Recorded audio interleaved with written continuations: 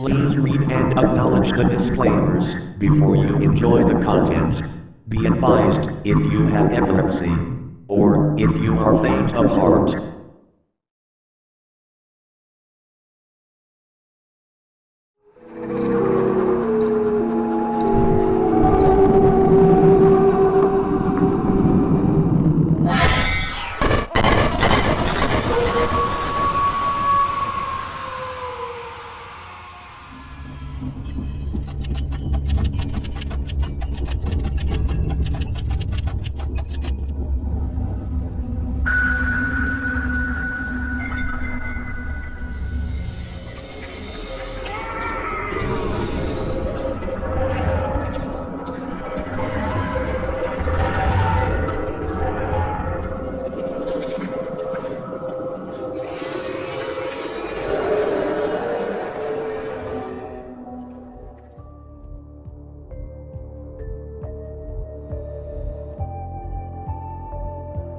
Too much of our lives are consumed by what we think we know.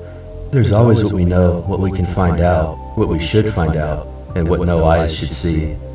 It's hard to find the line between those last two, which is how I wound up in the most soul-twisting experience of my entire short life. My name is Nicole Payton. I go by Cole. I'm an investigative journalist, or at least I was. I don't know if I want to go any further into this career than I already have, but maybe I'm overreacting. I've already dug deep into something I can't comprehend on my own. What I encountered is once in a lifetime. There could be better opportunities for cases to report, but this may have been the ace in the hole.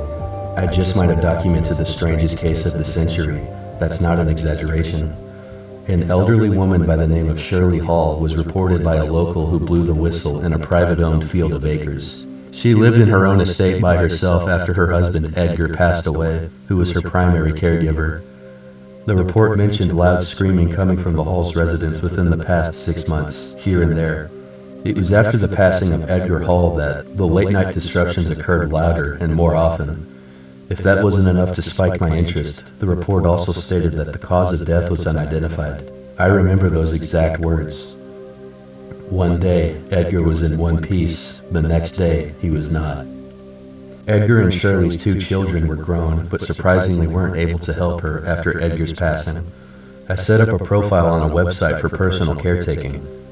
To no surprise, a variety of older male users applied for me. I searched the specific area provided in the whistleblower, and Shirley was the first user that appeared. Her profile had a blank image. I anticipated knowing what she looked like for obvious reasons. I was about to message her through the portal, but as soon as I clicked on her profile, I got a text message from my cell phone, from Shirley's resource manager. My contact information wasn't in my profile at all, so I was unquestionably baffled. Right then and there, I had enough red flags to turn back, but I proceeded into the position of her caretaker. This was the perfect way to privately investigate the concern. I would only spend as long as I needed in this woman's house, gathering all the information I needed to conduct an article, and then return home. It wasn't that long of a drive from my house. It was nerve-wracking to see how this land was far from any police station or enforcement. I really hoped the home security was as luxurious as the houses were, as I am no gun owner. It wasn't too terribly far from the nearest suburban neighborhood, so I wasn't entirely worried. After a long, quiet drive, I made it to the residence of Shirley Hall. It was a decently sized dark yellow house in the distance behind a long driveway. There was a wooden sign placed on the brick column wall by the entry that said, "The Lord welcomes you." I drove across the bumpy driveway, then parked in front of the garage to the side of the yellow house. I stepped out of my car and walked up the front porch. I began mentally preparing for the introduction as I waited for her to answer the door. A few minutes passed. I raised my hand up to the doorbell, and before I could ring it a second time, a noise came from the side of the house. It was a cat meowing. I looked over to see nothing there. I looked back toward the door, and the cat meowed again. I slowly walked down the steps of the porch and along the side of the house. By the third meow, it was clear to me that the cat was in the foundation under the house. I got down and peeked through the crawl space. The fourth meow revealed its position fairly distant from where I was looking. I could only see its eyes glowing in the pitch-black crawl space. I reached for my phone and was about to shine the flashlight before I heard someone call out from the porch. "What are you doing?" I looked up and saw Shirley Hall for the first time. She had already opened up the door and was on the edge of the porch. I did not hear the door open or anything. She was a little over 5 feet and fairly scrawny. She had boy-cut brown hair that looked unwashed. Her face was wrinkled like a raisin, and her dark brown eyes were almost as dark as her small black pupils. She had a resting scowl, even when she spoke. I gave her an undeserved smile and answered, "Oh, hi, sorry, I heard this cat down there and I don't have a cat." She interrupted. "Oh," I said softly. "You didn't answer my question," she said. I was lost in the situation and asked, "Oh, I'm sorry, what was the question?" She threw her head back while chuckling, then looked back before asking in a more condescending tone, "What are you doing?" I then froze for a second, not because I didn't know what to say, but was rather baffled by this woman's lack of common respect. I stood up on my feet and explained, "I'm Cole, Cole Payton. I spoke with your resource manager. It's a pleasure to meet you, Shirley." Shirley stepped off the porch and reached out to shake my hand. I walked closer with a smile, and as we shook hands, she said, "Nicole, thank you for being here. Please, come inside." I nodded my head in response, but was thrown off that she called me Nicole. I strictly remember telling her resource manager that I go by Cole. "Nicole, could I interest you in my hometown kombucha?" Shirley asked as we walked inside. "I'm fine, and I go by Cole, by the way," I answered. "Excuse me?" Shirley asked. My nickname is Cole," I said. "That's a nickname. What's wrong with your name?" She asked, passive-aggressively. Basically, her whole demeanor was passive-aggressive, without so much the passive part. "I've just always liked Cole better. My friends—" She then interrupted me, softly saying, "Your mother named you Nicole because you're her daughter." I did not know how to respond to her after she said that. "Were you a tomboy growing up?" She then asked. "I had 2 older brothers," I said. "How old are they?" she asked. 26 and 28, I replied. "And you are?" she asked. "I'm 23, I answered. She nodded her head. She pointed her finger at a couch in the living room, so I sat down in it. The inside of the house had an odd smell. It was like soap and mothballs. It literally smelled like the 1800s. "So tell me, how have things been going out here?" I asked. She sighed and responded, saying, "Ever since Edgar passed, it's been very difficult." "I'm terribly sorry for you," I said. "Thank you, Nicole," she replied. I figured I'd just roll with her calling me Nicole. She clearly felt a need to. "What happened to Edgar?" I asked. She looked off to the side and looked back. "The detail of his passing is difficult for me to go into," she said. "I completely understand," I said to her. "You won't understand until I'm finished." She snapped at me with a smile. I looked at her with no response. She chuckled and began explaining. "That animal you heard is property of our neighbors, the Watkins," she said, pointing to where the nearest house was. She continued, "Edgar kept hearing its meows very late, night after night, around midnight, until he went out in search of it. He never returned." She held an off-putting look on her face as if I was supposed to respond after such little information. I didn't want to keep pushing, but I was still curious as to what exactly happened to Edgar, specifically how he was killed. After a painful minute of Shirley holding down that stare, she swallowed and continued. I presumed she intended to speak in segments to pace herself, as it was a difficult topic for her. "I never heard him leave, and I never heard the meowing." She looked down and raised up her clenched fingers in confusion. "I never heard it. Sometimes I would hear it, but other times I couldn't. Only he could." Her voice elevated as her face lit up. I slowly nodded my head in concern. She sighed and continued. "The Watkins told me the next morning that Edgar had come to their front door, asking if they had found their cat. Supposedly, Butter was inside for the past 5 hours.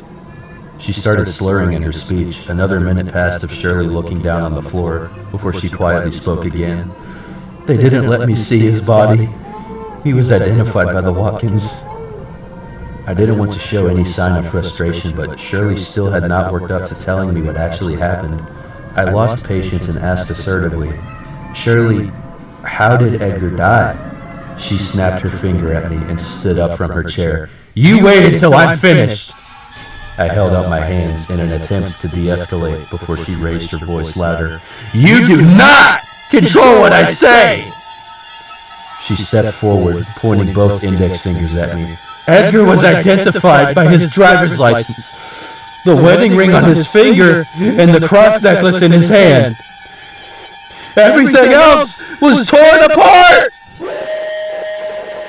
The white in her eyes grew blood red. That was when I wanted to turn back. She wasn't just impaired, she was insane. Right after she nearly shattered all the glass with her screaming, she firmly said, The guest bedroom is upstairs to the left. Lock the door before midnight, she said, before slowly walking away and closing her bedroom door behind her. I was frozen stiff. I sometimes freeze when I feel in danger.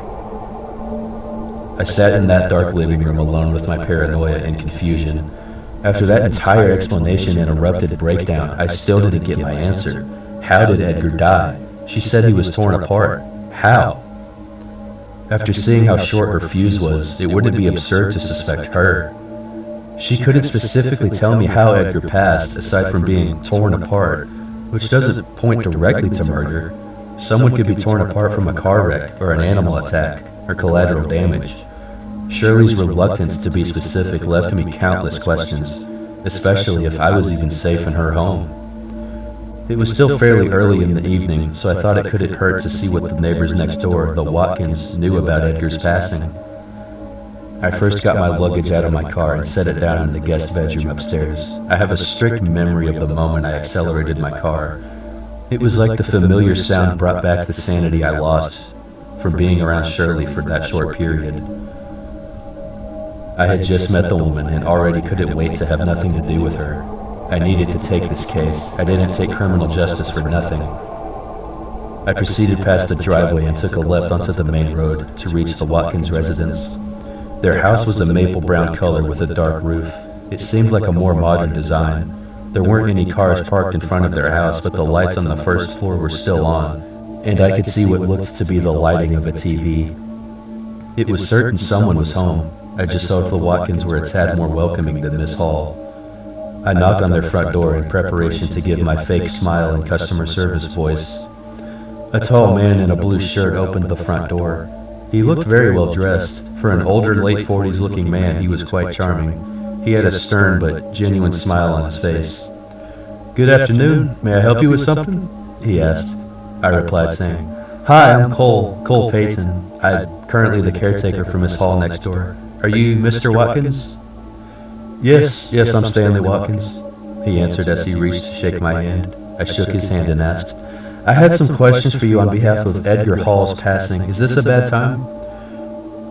Not at all. Just let me double check with Brianna. Give me one moment, he said. After he closed the door, I heard the voice of his wife, Brianna Watkins. Of course, she can come in. Stanley welcomed me inside. The Watkins house was much more modern looking than Shirley's, and had a better scent to it. They had framed pictures of the two of them with their 3 kids and cleaner furniture.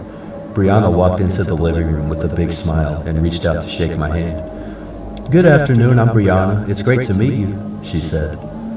Hi, I'm Cole, I replied while shaking her hand. I had a slight feeling of imposter syndrome, as I usually do when I enter a stranger's house. Though stranger is the last word I'd use to describe the Watkins. They were very polite and had a warmer presence than Shirley did. Cole, oh that's pretty for a girl's name. Is that short for Nicole? I nodded my head and said, Yeah, my brother's always called me Cole. Stanley chuckled and said, I never knew a Cole I didn't like. It made me giggle. So are you helping Miss Hall next door? Brianna asked. I was hired as her personal caretaker. I've been connecting with her a bit more since I've arrived, and I was wondering if you'd be comfortable answering some of my questions regarding Edgar's passing, I explained. Brianna took a deep breath and her expression changed to a look of deep concern. "I'm glad to tell you what I know, as long as we keep this confidential, if that's all right," she said. "Of course, I only mean to assist Miss Hall with her struggles right now. I was hoping a different perspective on the tragedy could help me with that."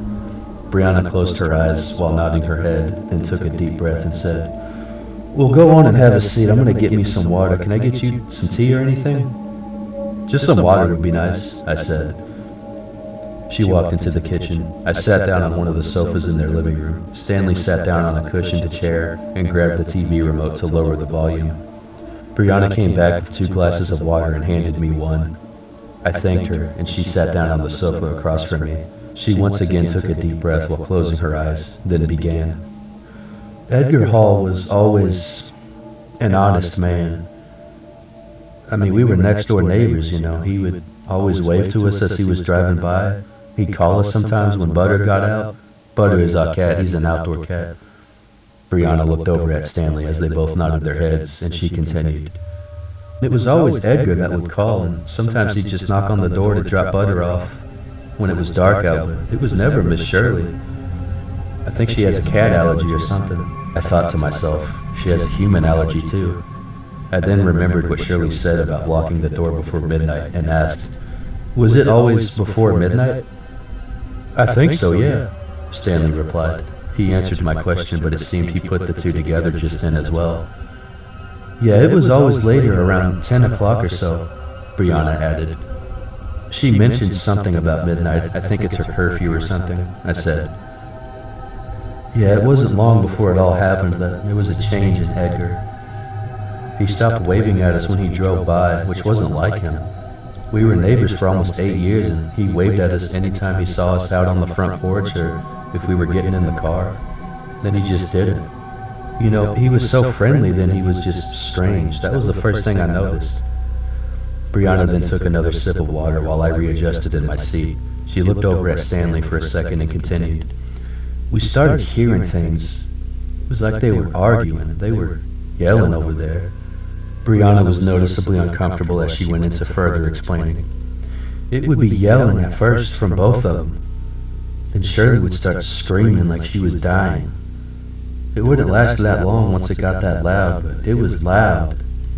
Stanley then added, "We tried calling the police, but they said they had already called about it. One of the other neighbors heard it and called already. It really was that loud." Brianna nodded her head and continued. "So we were waiting for the police to show up and they never came. I couldn't sleep one bit that whole night. Come morning, I called them myself and Edgar picked up. I said, 'Hey, what's going on? I hear y'all screaming over there,' and we called the cops. Edgar says Shirley was having night terrors and she was hallucinating. And I said, 'Okay, is that going to happen often? You know, is she on any medication for that?' And Edgar says she doesn't take medication for anything. She doesn't trust any doctors. I just have to calm her down when she starts seeing things. So I say, 'Okay, well, I really think y'all should see someone. Maybe reach out to the church, see if someone can help.' Because they go to the Southern Baptist church in town. That's how we met them years ago. So then he says, 'Okay, well, I'll call Pastor Robert tomorrow and reach out.' So I say, 'Okay.' Then he asks me, 'Brianna, did y'all keep Butter inside last night?' And I said, 'Yes, we did. He was inside the whole time.' And there was no lie about that. I had Butter with me the whole time. He was as scared as I was. Then Edgar says, 'Are you positive?' So I say, 'Yes, I'm positive. Butter was inside with us the whole night.' Then he says, 'Well, all right, I'm sorry for the trouble. Just make sure you keep that cat with you all night. Make sure, all right? Now have a good night.' Then he just hangs up." I could faintly see Brianna's eyes water before she concluded by saying, "That's the last I heard from him." She took another sip of water and looked over at Stanley. "A week passed after that. We heard it a couple more times. As much as I wanted to, I didn't call the cops on them, but boy, it was louder each night," said Stanley. He wiped a drop of sweat from his forehead and continued. "It was close to 4 o'clock one morning and we heard a loud knock at the door. I get up and I see the red and blue flashing all over the windows. I open up and there's an officer at the door. He said a truck crashed near the house and asked if I could identify the body. I saw that old brown Explorer and I knew right then that it was Edgar. Stanley closed his eyes and shook his head. Brianna put her hand over her mouth. Stanley opened his eyes wide and painstakingly told me what I needed to know. He slid off the road and hit a tree on top of one of those hills. Hit it so hard that some of him flew through the windshield and some of him was still in the seat. Some of him was stuck on the tree, and a lot of him was dripping down that hill. I shivered as Stanley took a big gulp. Brianna sobbed. I softly said to Stanley, "I appreciate you explaining that to me. I know it was difficult, but it's beneficial for my case. I only ask one more favor from you." Stanley looked at me and nodded his head. "Could you show me where the crash was?" I asked him. "It's dark out now. I don't think I could remember. I certainly can tomorrow morning if that's all right," he answered. "Of course, maybe I could stop by around noon?" I asked. "Noon is perfect," Stanley answered. "Did you say you were on a case?" Brianna asked. I was caught off guard and answered, "Yes, I'm actually an investigative journalist. Someone in the neighborhood blew the whistle on Shirley." "Do you know who it was?" Brianna asked. "It was anonymous," I answered. "When you called the police that night, they said they were already aware of the screaming from another neighbor that called, correct?" I then asked. "The Tolans live on the other side of the halls. I'm betting it was them who called," said Stanley. "The Tolans on the other side of Shirley's, all right. Well, thank you both so much for your time. I'll go ahead and be on my way, and I'll see you around noon tomorrow," I said while pointing at Stanley. "You bet. I'll be ready for you. Let me give you the number to our house if you need anything else," said Stanley. He gave me the number to their house phone, and before I left, Brianna said to me, "You're free to stop by any time, Cole. I know how Shirley gets, and I don't want her overwhelming you." "Yeah, and tell her we said hello if you can," Stanley added. I shook both of their hands again before I left. After I got into my car, I thought for a minute before accelerating. Car crash. I was right, on the first guess. Now Shirley and I have one thing in common. My fiancé, Jace, passed away the same way Edgar did. Jace was the one that motivated me to take this case when I discovered it. The accident came shortly after. I apologize for not mentioning this prior. I had two more sources of answers that awaited after speaking with the Watkins, the Tolans, and the Southern Baptist Church, specifically Pastor Robert. I made my way back to the Hall residence and parked. I could already feel a change in the air when I walked up the front porch. Every light in Shirley's house was turned off. Thankfully, the door was unlocked. I made sure to lock it before walking up the creaky steps and into the guest bedroom. Now that I wasn't in a hurry, I was finally able to study the guest bedroom. It was fortunately clean, but blank. No photos or decorations, just the bed, a nightstand with a lamp, and a window with a view of the field, which was probably the only thing I liked about this lady's house. The bed covers were rather cold, and the pillows were stale and flaky. I was probably the first guest at this residence in a while. No surprise there. I changed into my pajamas and did my best to fall asleep as I had a big day following for both my real job and my fake one.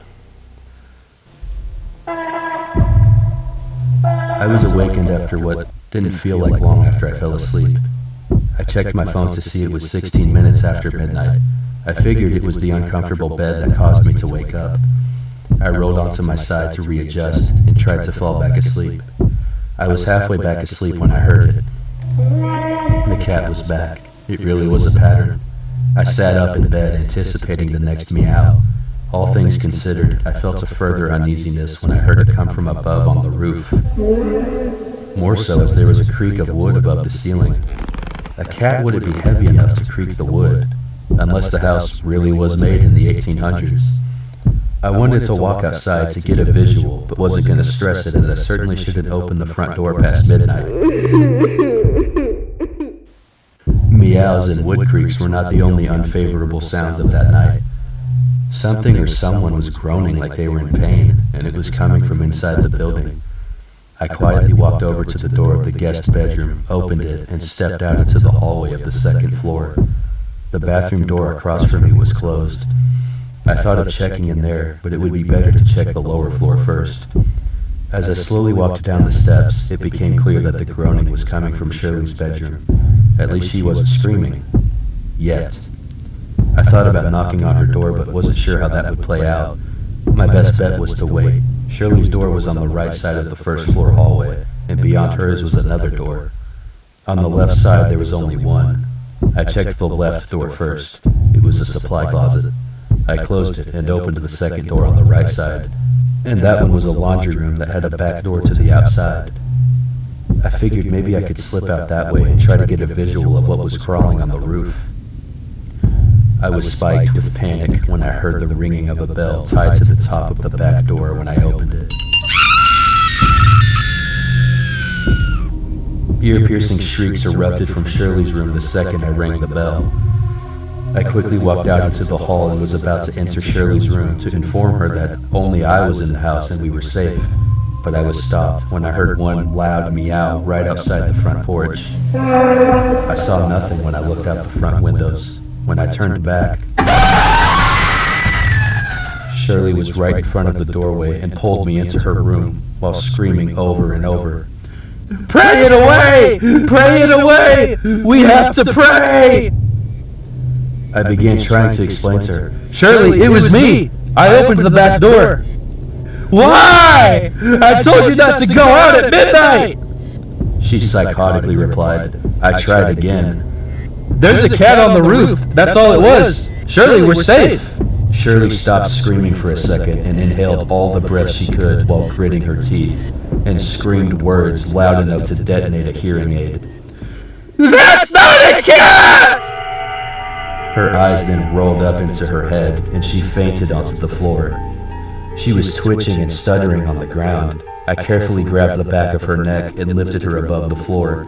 "Shirley! Shirley! Can you hear me? Shirley!" She froze in place where she laid.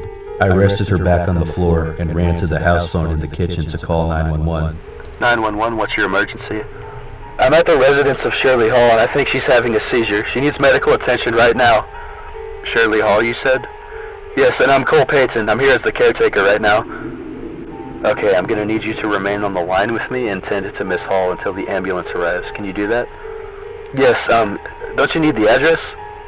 We already have the call tracked, and we've had prior disturbances involving Miss Hall. You won't be waiting long. Can you tell me the symptoms she's currently having? Symptoms? You said she was having a seizure, correct? She started screaming and getting hysterical about something, and then she collapsed. What was she screaming about? She was hallucinating. She thought something was outside of the house. This is only my first night here. Please, I don't understand any of this. Is there somewhere I can take her? No, just remain with her for now. Once the ambulance showed up, I opened the door and two largely built paramedics stepped in as I pointed to where Shirley was in her room. Two men quickly examined Shirley in her room as one more younger male paramedic rolled in a stretcher. "In there," I said to him shakingly while pointing towards Shirley's room. He nodded at me and brought the stretcher to the room. Shirley was still in a frozen state when they rolled her out. A younger paramedic came up to me as the others lifted the stretcher into the back of the ambulance. "All things considered, are you alright, miss?" he asked me. "Well, I'm awake, and ma'am is fine. I don't feel like a miss anymore," I answered. "Sorry, just trying to be Southern, I guess. What's your name, ma'am?" he asked. I smiled at his little Southern joke and answered, "I'm Cole, Shirley's caretaker." "Do you have the keys to this house, Cole?" he asked next. "I do not. I don't know where they are," I answered. "Alright, so what we need you to do is remain at the residence until we can get an officer out here, since we don't want to leave the property unguarded. Does that make sense?" he asked. "I understand," I said. "Alright, I'll touch base with you as soon as I can. I'll see you soon, Cole," he last said before boarding the ambulance as it took off. The sirens weren't loud at all since Shirley desensitized my hearing. I went back into the house and rested on the living room couch with my hands on my face. I had just gotten here and the lady's already hospitalized before I could really get any leading answers to my countless questions. Just how bad are her hallucinations? She was talking about a cat on the roof like it was Satan himself. My guilty conscience got the better of me as I waited for an officer to show up. My curiosity led to Shirley's incapacitation. If I just hadn't set off that damn bell. As the minutes passed, it became known that I hadn't heard any noise from whatever was outside. Shirley likely scared it off. It was when I was listening for another noise that I realized how loud the silence was in that house. The ringing was piercing, and I could hear my own heart beating, as well as the ticking of a clock somewhere. I got up from the couch and followed the ticking to find that it was coming from Shirley's bedroom. I walked inside and turned on the light. On a dresser close to the bed, there was a small old-fashioned analog clock ticking. Photos of Shirley and her family were next to the clock, as well as a yellow envelope that had Isaiah 53:6 written on it in red marker. I knew Shirley wouldn't want me going through any of her things, but I had to at least see if there could be any leads in the envelope. I reached over to it but jumped as there were loud knocks at the front door. The lights flashing outside gave it away. I opened the front door to two officers. One was an older woman and the other a middle-aged man. The female police officer asked, "Are you the caretaker?" "Yes, ma'am," I responded. "I'm gonna watch the property for you. He's gonna escort you to where Miss Hall's going, all right?" She said. "Okay, thank you, ma'am," I responded. "Right this way, ma'am," said the male officer as he walked me to his patrol car. He started up the vehicle as I entered the shotgun seat. As we took off with the lights and siren on, he said, "Won't be too long. They're taking her to the Southern Baptist Church. I can get you there in less than 20. "Oh, the church has a hospital in it?" I asked him. "That's what they said. What's the lady's name, Hall?" "Yeah, Shirley Hall," I answered. "She had an insurance card for the church. It ain't a big building, but it's more of a nursing home, but I mean, that's where she signed off to be taken when something happened," he added. "Yeah, I don't really know the area. It's my first night here, actually," I said. "You and me both, then. It's my first week in this department. We get a warm welcome, I guess," he replied. "No kidding. I already want to go home," I said. We had a fairly genuine conversation the rest of the ride to the church building. I thanked the officer, whose name was Stone, before I stepped out of the vehicle and walked into the emergency room entrance. The same ambulance was parked out front, and the one paramedic with the accent was at the front desk, along with an older man with reading glasses that was in a button-up shirt and tie. "Hey," said the paramedic as he walked toward me. "She hasn't woken up yet, but they gave her some brain medication. She had an atonic seizure," he explained. "Apparently this isn't the first time?" I asked him. "We've had calls about her before," the paramedic answered, before the man with the glasses called out from behind him. "Not to this severity." He walked up to the paramedic and I as he continued. "Things have been extremely difficult for all of us since Edgar's accident. I'm Robert, by the way." I shook his hand and replied, "I'm Cole Payton." I passively chuckled. "How many times have you said that today?" Robert asked with a smile. "A few too many," I said with a smile. "So you're the pastor here, is that right?" I asked him. "Yes, ma'am. I presume you're Miss Hall's acquaintance at the moment?" asked Robert. I nodded my head and cut right to the chase, asking him, "Robert, if you don't mind, I have some very important questions that need immediate answering about Edgar Hall's passing. I know the timing right now is inappropriate, but I've heard more than one side of the story. If I could hear your side, it would be a big help."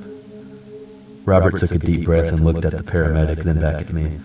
"I think that would be all right. Isaac, could you get us both some water?" Robert said while placing his hand on the paramedic's shoulder. "Yeah, of course," said Isaac as he walked across the hall to another lobby room. Robert and I took a seat on the waiting chairs. "First, I just want to thank you for what you're doing for Shirley. It's truly a blessing," Robert softly said. "So, what questions do you have for me?" he continued. "So what can you tell me about Edgar Hall? From how you knew him to how he was before the accident, and just any details you have on the accident specifically," I said to him. "The Halls were beloved members here for a good number of years. I taught both their children in Sunday school. They have a daughter that lives in Colorado and a son in the Army. Edgar was a very bold man. He was a great servant and a provider, not just for his family, but for the community here.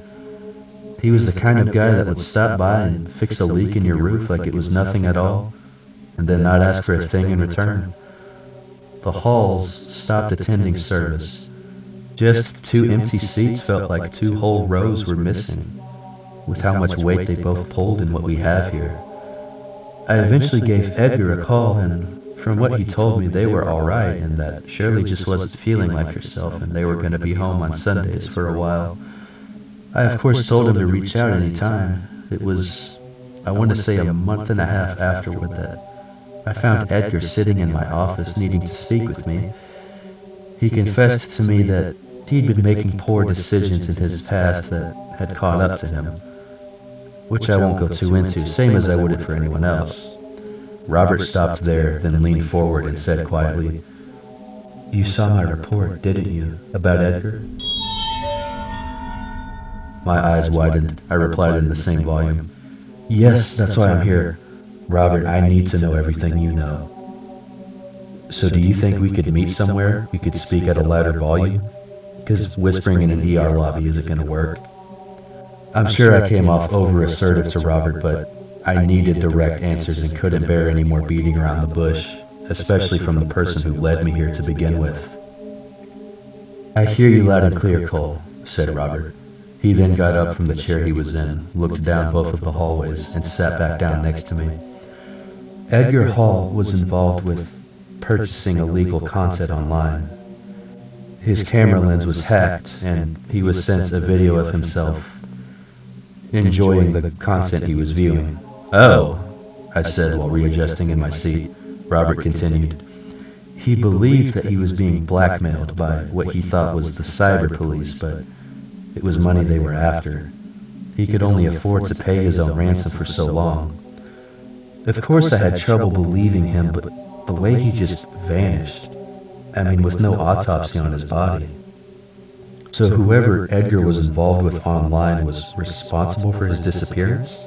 I asked Robert, whose eyes turned from concerned to petrified. "They sent someone after him. And the police won't help because I think they've been blackmailed too. That's why I sent the report." I looked away and closed my eyes for a second. "Hang on. If that's the case, then why are they still going after Shirley?" I asked. "What do you mean, still going after her?" Robert asked concerningly. "Well, someone or something is still harassing her. Something was on her roof last night, meowing," I answered. Robert then had a look of soullessness that no grown man should ever have on their face, let alone a pastor. I continued, "It could have been a big bobcat or something, but I don't know." I added that logical alternative to no avail as Robert still held that same look without even blinking. "Robert?" I asked. He then stood up from his chair and spoke at a higher volume. "Cole, let me actually get you one of my cards," he assertively said with his hand beckoning. I stood up from my chair and followed him to the left side of the hallway. He opened a door to a stairwell leading to another hallway a couple stories higher where the lights were off. He powered them on with the switch by the doorway, and they flickered for a second. Robert halted as the lights flickered and tilted his head as if they weren't supposed to. He seemingly brushed it off and opened up the door to what I saw to be his office. We walked in and he shut the door behind me. He swiftly walked behind his desk, opened up a drawer, and took something out that he covered with both his hands. He walked over to me and handed me a small black bag that was zipped closed. "What's this?" I asked him. "You're gonna need it. Isaac will give you a ride home. You can trust him, but don't trust anyone else, especially the police," he said while reaching into his shirt pocket. He pulled out an index card with his name on it. "My cell number's on there. Just give me a call if you need me, but remember, they're probably listening, so be discreet," he added. I sighed and asked him, "How do you know for a fact that the police are behind it? They're the ones that drove me here." "Who drove you here? Which officer was it?" he asked. "Stone," I answered. "Stone. What'd they look like?" he asked. "He was a tall black guy. He said it was his first week at the department," I answered. "First week, okay, then he may not be involved. I still would be careful who you talk to, Cole, and I understand how this all sounds at once," Robert said. "It's a life and death matter, Robert. You don't have a choice. I really appreciate you filling me in on everything. I'm going to expose everything about this if it's the last thing I do. It's what my fiancé would have wanted," I said to him. Your fiancé? I'm terribly sorry," Robert said softly. "At least Shirley and I have something to connect on. There's really no right way to handle it," I said. Robert nodded his head and said, Isaac's probably looking for us. We both walked back down to the lobby to see Isaac standing by the desk with 2 bottles of water on the counter. Hey, I'll take him if y'all don't want him, Isaac said when he saw us. I just had to find one of my contact cards. Thank you, Isaac. Robert replied. Shirley's awake, Isaac said to me. Oh, thank God. Can I go see her? I asked while looking at the lady behind the front desk. Only one person can right now, she answered. I looked at Robert. You go on ahead, he said to me. I nodded my head and handed the bag Robert gave me back to him to hold while I visited Shirley. I walked down the hallway and opened the double doors leading into the columns and walked over to the column Shirley was in when I saw her on a medical bed. Shirley, I called out. She softly woke up. I sat down on the stool next to the bed. Nicole! Oh, thank God. We're safe now, Nicole. Everything's all right. The devil can't hurt us in the Lord's house, Shirley said to me. Just like that, we were back to Crazy Town. The normal, clear conversation with Isaac, Robert, and Stone numbed me to the snake-like aura that Shirley carried when talking to her. The air grew tense again. How are you feeling? I asked Shirley. I'm fine, really. The Lord sent me that migraine so you could get the authorities to respond. He carried us to his home, she answered. I gave a soft smile and said, There's an officer watching the house until I get back, but I can stay here as long as you need me to. Which officer? Shirley asked as her eyes widened. An older lady with white hair and glasses, I answered. Oh, that's Clover Harris. She's an old friend of mine, Shirley answered. I'll be fine here. I'd appreciate it if you headed back and watched the house for me, she added. I will. Where are the house keys? I asked. Oh, right. They're in the long drawer at the desk across from my bed. Also, Nicole, please keep my home clean. There's supplies in the room across from the back door. You know, the one with the bell. Well, of course you know, Shirley said with a sarcastic tone. And lock the door before midnight, like I already told you, she continued. I will, I said. You really will? Shirley asked with a forced expression of appreciation. I nodded my head and said, I promise I won't go out past midnight and I'll keep everything just how you last saw it. Shirley didn't respond after I said that. There was a few seconds of tension as her pupils were locked into mine. I broke it by saying, Is there anything else I can do before I leave? She then looked away from me and snappily said, Not right now. Thank you, Cole. Be well with the Lord. I nodded my head and got up before being stopped by Shirley calling out, Nicole. I turned around. Yes? I said be well with the Lord. Shirley beamed. Oh, I will, I softly replied. How? She asked. What? I asked her. She looked away, closed her eyes and chuckled, then looked back with a toothy smile and asked, How will you be well with the Lord? As much as I wanted to give her a better reason to be in the hospital, I softly replied, Well, by keeping your home safe, that's how. She seemed to buy it, saying, Very good, Nicole. Get some rest, okay? I nodded my head, and as quickly as I could without making it obvious, I left her presence. It wasn't a hard question why her children don't talk to her anymore. It was after that interaction with her that I wondered if Edgar just placed a rock on the gas pedal of his car and threw himself out the front windshield the second he got close to a big enough tree. As simple and understandable as that would be, I had much more to find out. I made my way back to the front desk to see Isaac about to fall asleep in a waiting chair. I think Robert wanted me to give you a ride, he said to me. Yeah, I think he did too, I replied. We both said goodnight to the front desk lady. I saw on the clock in Isaac's truck that it was nearing 3 a.m. Thank God I'm off tomorrow, Isaac said while sighing in exhaust. I could tell his day was probably longer than mine. I'm not exactly off tomorrow, but I'm definitely crashing hard in her creepy guest bedroom, I said. Isaac chuckled. I'm not even going to sleep in my bed. Like the second I walk into my apartment, I'm just going to collapse on the floor, he said. I laughed. I'm so looking forward to driving 15 minutes just to get an energy drink in the morning, I said. Isaac chuckled and said, I'm hitting up Tony's Diner for their fantastic coffee. Oh, is Tony's the joint? I asked.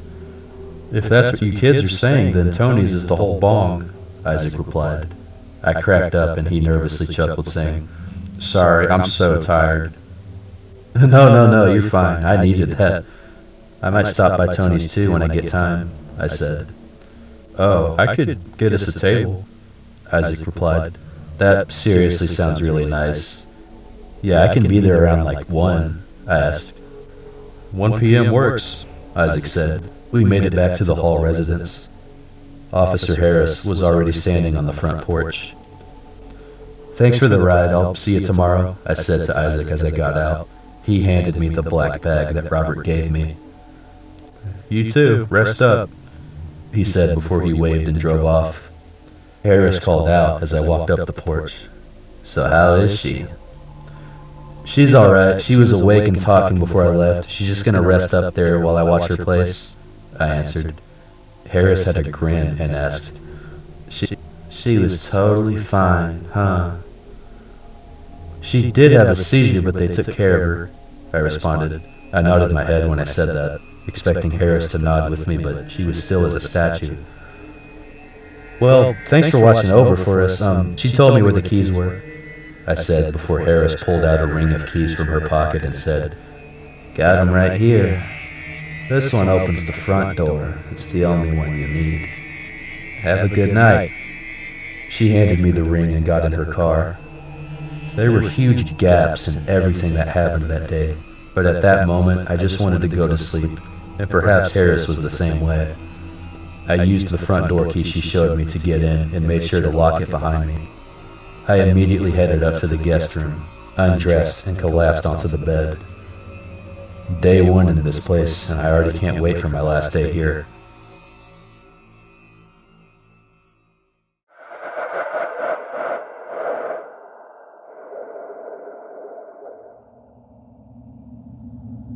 When I was younger, I had a small number of sleep paralysis episodes. It was mainly from anxiety, which isn't abnormal in any way. But there was never an encounter where I could see something that wasn't there. Something woke me up after some time. It couldn't have been too much later from when I fell asleep, since it wasn't bright outside. When I looked at the window to see the silhouette of a person's head right outside of it, I panicked and tried to get up, but couldn't move my arms or legs or even scream. The more I looked at it, the more it changed shape, and its eyes appeared as 2 tiny twinkles. It had 2 triangular points on its head. I have no memory of falling asleep after seeing it. All I remember is just staring at the thing watching me. With the bare minimum of my staticky grain of vision, I could barely make out a smile on the head's face. I woke up in concern of what I possibly could have seen or imagined that early morning. The amounts of confusion and stress I was already under within only my first 24 hours was more than enough to cause an episode of paralysis or a night terror. Shirley's forced anger smile was awful to look at, and I truly mean that. On top of all her religion and devil talk, I wasn't being the most naive person by dismissing a horned, smiling devil in the window as a hallucination. Perhaps Shirley was checking on me in her true form after escaping the hospital and flying over here on her broom. I had too much on my mind to think any harder past that. I checked my phone to see that it was dead. I was so wiped out that I didn't think to plug it in. I pulled up my laptop to see that it was 11:42 a.m. I barely had enough time to get ready to meet with Stanley. I grabbed a second changing of clothes from my bag and went into the bathroom across the guest room to see it was closed. I remember it being open last time I saw it. When I came to think of it, how did Harris know where the keys were? Was she just snooping around until she found them? Probably. I used my own products I brought in the guest shower, because the complimentary ones didn't even have labels. They were just glass jars with liquids in them. When I dried off and changed, I plugged my phone into the wall charger of the guest room. I took my laptop with me on my way to my car and passed Shirley's bedroom to see it was also closed. I opened it up to see if that envelope was still on Shirley's dresser, but it wasn't. Harris needs questioning, I said to myself. I locked the front door, started up my car, and headed next door. When I arrived at the Watkins house, Stanley was already out on the porch and waved when I pulled up. "Well, good morning," Stanley said when I got out. "Good morning. I'm ready whenever," I said to him. He nodded his head and asked, "Everything all right over there? I saw the police there last night." "Shirley had another attack and had a seizure. I was able to get the paramedics over," I answered. Stanley's eyes widened. "Oh, they came? Where is she now?" he asked. "She's at the Baptist Church ER right now. I don't know when she'll be back," I answered. "That's good they got her there. They need to figure out what's going on and where to take her. Maybe a therapy home or something like that. She's just no good by herself in that house, even with the caretaker, you know? She needs to be out and talking with people. I mean, that's the best way to heal from everything." "Sorry, not trying to run my mouth," Stanley said to me, and straight from his heart it seemed. "Oh, I completely agree. I think the house holds a lot of Edgar's memories and it could be triggering something," I said. Stanley then pointed up the road. "I know the exact spot. Are you wanting to follow me there, or could I take you there and back?" he asked. I was intending to take photos, but I remembered my phone was dead, so I replied, "Is it alright if you take me?" "Oh, of course," said Stanley. We both got into his blue SUV. Before he backed out into the driveway, I saw Brianna looking out the front window, and we waved at each other. I find it essential to know that literal next-door neighbors could be the exact opposite person. "I know the exact tree he hit. It's really close to a sharp turn up here. That's probably how he slipped," Stanley said as we headed up the road. He slowed down as we neared a right swerve that was on the same road. I remembered it from when I first came here. "It's right up here," said Stanley. He pulled over off to the side of the road, a little past the swerve. We got out of the car and walked back. "You see that big tree right there?" Stanley asked me. I looked to see a noticeably large tree basically centered on top of a rising hill from where the woods was split by the road. "I see it, yeah. Actually, let me look at it up close," I said. We both walked across the road and up the hill. There was a dark liquid stained onto the side of the tree facing the road. "The turn isn't that sharp, but he probably had a lot going on," said Stan, "as well as him speeding.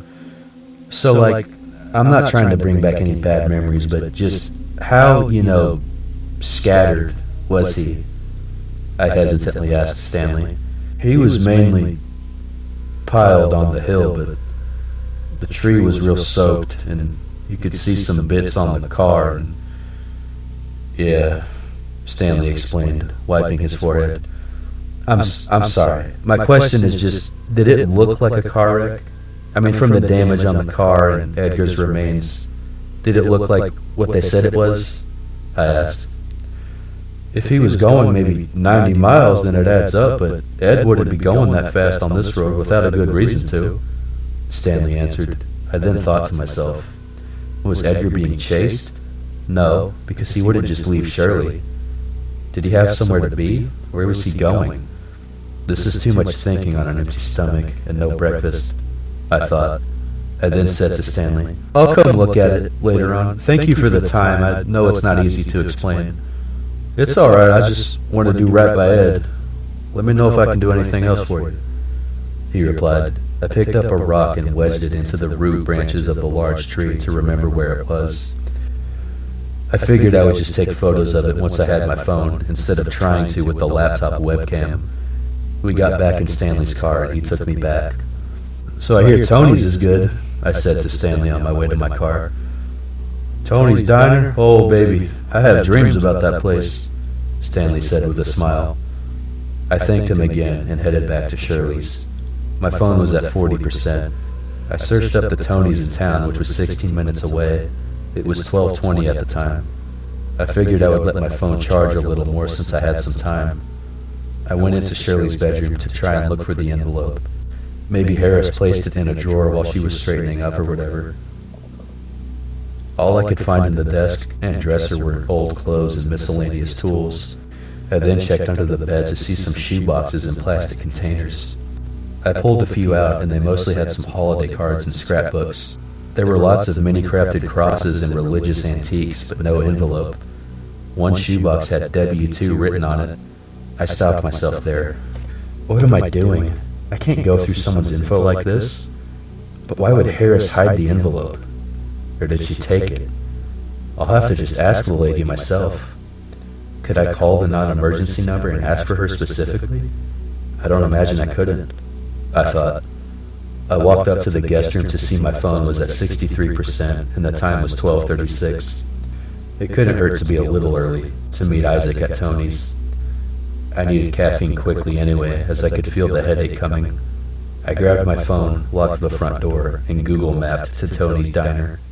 The town was on the further right side of where the Acre Fields Road was, opposite to the way in, as well as the way to the hospital.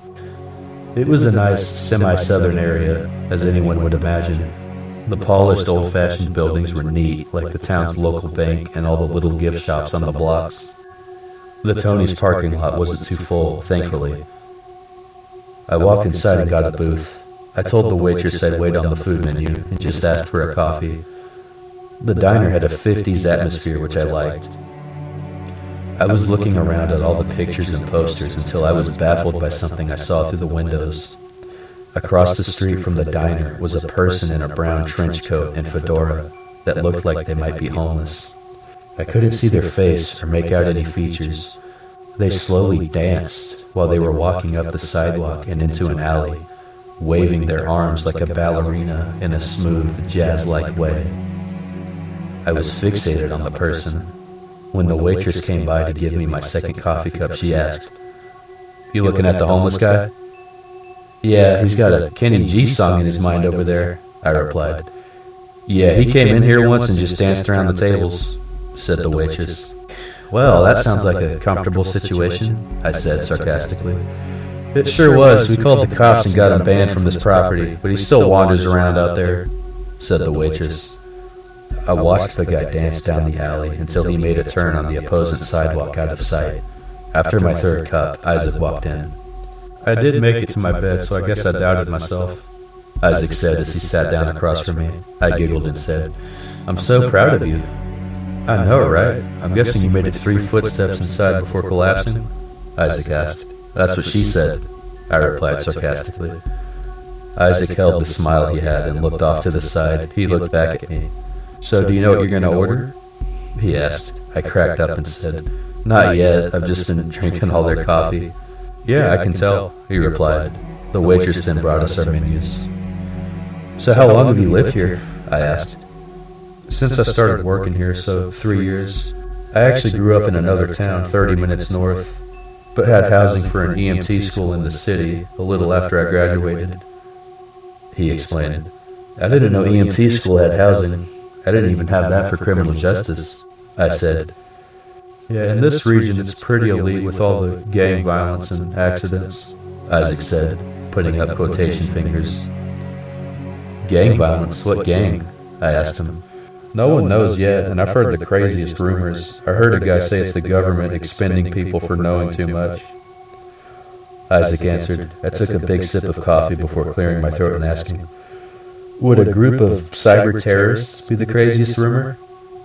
I noticed Isaac's resting smile went downward after I asked that.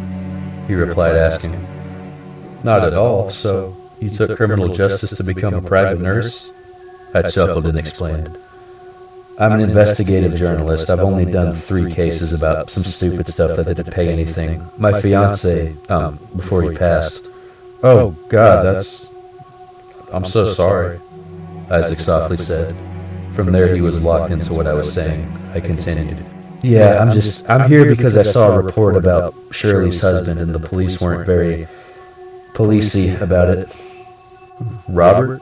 Isaac asked. I nodded my head and asked, "So what all do you know?" Isaac took a deep breath and answered, "So it got to where Shirley's neighbors were calling nonstop about her screaming, and when they would call Edgar, he would always downplay it like she was just hallucinating because of some medication she was on or whatever. But the thing is, with what Robert told me about Edgar," Isaac looked behind him and looked back, "about Edgar being involved with something online and then getting doxxed." "Wait, he told you about that, right?" Isaac asked. "Uh-huh, the webcam hack," I answered. He proceeded, So with that, and the thought that someone would actually track him down and fake his car accident is just so out there. Like, it's possible that he was scammed online and was told to be at a certain place immediately and just drove too fast. You know what I mean? He asked. Oh yeah, completely, but when I told Robert about the noises I was hearing at her house, he seemed like that meant something, and he gave me a gun inside a bag to defend myself, I responded. Isaac looked puzzled. Wait, what noises? He asked. It's a cat outside the house meowing, and I heard it clear as day before she fainted after screaming at me that it wasn't a cat. She thinks it's the devil himself. You're probably right. Grievance can make you do and say all kinds of things that are nothing but subconscious cries for help. Now she has help, I explained. Isaac had a chilled look on his face, and I could see the hairs on his arms rise up. Are you cold? I asked him. No, I'm fine. That just unlocked a core memory from my childhood, Isaac answered. Oh, can I hear it? I asked with a grin. He took a deep breath and leaned back in the booth. So way back, and I mean way back, probably mid-2012, I remember being alone in my room and I had a show on. Out of nowhere, that emergency broadcast sound came on, and I looked up and it was breaking news about a guy that was in the area meowing at people late at night, and the cops were looking for him and everything. They were saying, if you hear a meowing man outside your home, call 911 immediately. And then they showed some sketches of what the guy looked like, and oh my gosh, I couldn't sleep for weeks. It was just this crazy guy that was wearing cat ears on his head, but they drew him smiling and made his eyes all huge, Isaac explained. No, thank you, I said. I was trying to play along with the lighthearted fearfulness that he had while explaining, but I was sincerely alarmed by the thought that a grown man would dress up and act like a cat to harass people in their homes. So was he dangerous? Why were the police looking for him? I asked. That's actually a really good question, and I don't remember them saying anything about what the guy did other than freak people the hell out. I just remember the drawings and the nickname the news gave him. He answered. What did they call him? I asked. The Midnight Stray, he answered. Because it happened around midnight, right? I asked. I was really getting goosebumps at that point. I guess so. I know it was really late when I saw it come on, Isaac answered. So what came of it? They caught the guy, right? I asked. Well, actually, I've tried to find the story, and it's nowhere to be found. I know I'm not crazy, though, because I specifically remember that nickname in the sketch drawings that gave me nightmares, Isaac answered. What a very specific coincidence, I said. I know. I'm sure that maybe helped while also did not help at all, Isaac replied. I chuckled and said, it certainly widened the possibilities, but I'm definitely going to have a harder time falling asleep tonight, especially if I hear it again. Another thing is, I haven't seen it yet. I definitely don't want to now, but maybe Edgar was just as gone up there as Shirley is, and it really is just a random cat that comes at night. Maybe Ed was fooling around online, and then a Black Mirror episode happened to him, and he just slammed the gas too hard. And I'm just here for no reason, I sighed. Isaac warmly said, no, you're here for a good reason. You got her some help. She's in good hands now, and you and I got to enjoy some coffee together.